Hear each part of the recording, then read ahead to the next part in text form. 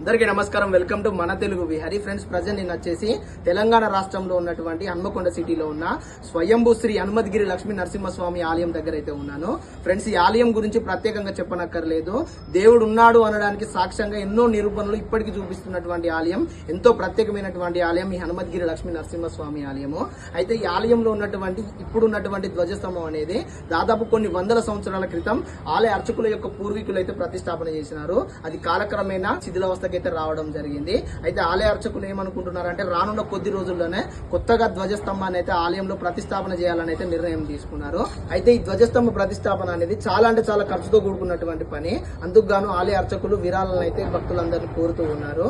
మనం ఒకటి ఆలోచించాల్సిన విషయం ఏంటంటే, ఒక గుడి కడితే ఎంతటి పుణ్యం వస్తుందో ఆలయంలో ధ్వజస్తంభం నిలబెడితే కూడా అంతటి పుణ్యం అయితే వస్తుంది. ఇప్పుడు స్వామివారి ఆలయంలో ధ్వజస్తంభం ప్రతిష్టాపన చేస్తే రానున్న కొన్ని తరాల వరకు ఆ ధ్వజస్తంభం అట్లనే ఉంటుంది.